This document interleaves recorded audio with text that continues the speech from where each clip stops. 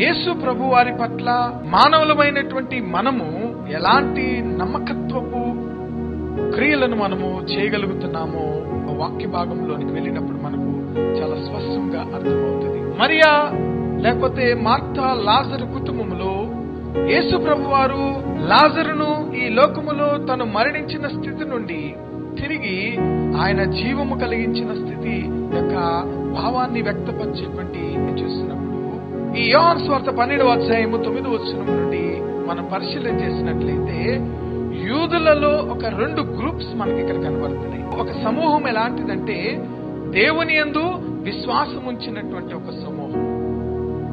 రెండవది దేవుని యందు విశ్వాసము ఉంచనిటి ఒక సమూహం మనకు కనబడుతుంది. ఈ సామాన్యమైనటువంటి యూదులు ఒక సమూహముగా ఉండి ఈ సంఘటనను తెలుసుకుని చూచిన వీరిలో ఏం కలిగిందంట?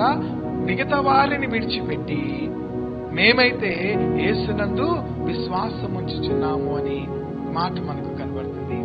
ఒక మాటలో చెప్పాలంటే వారి సంగతి మాకు అనవసరము, మేమైతే దేవుని యందు నమ్మిక ఉంచుచున్నాము అనే ఒక మాటలో కూడినటువంటి అర్థంగా మనం చూడవచ్చు. ప్రియమైనటువంటి దేవుని బిడ్డలారా, మన జీవిత ప్రయాణంలో కూడా మనకు ఇలాంటి అనుభవాలు వస్తాయి.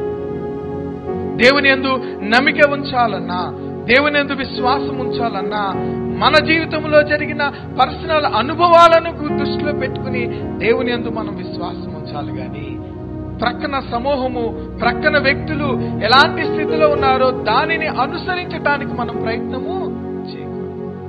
మన జీవితంలో ఈ ఆధ్యాత్మిక లెంటెన్ వసంత కాలపు ఆశీర్వాదాలు మనకు జ్ఞాపకం చేసేటువంటి మాటలు ఏంటంటే, నీవు ఏదైతే దేవుని అనుభవించున్నావో ఆ అనుభవాలను బట్టి నీ ప్రయాణము దేవునిలో నమ్మకత్వము కలిగిన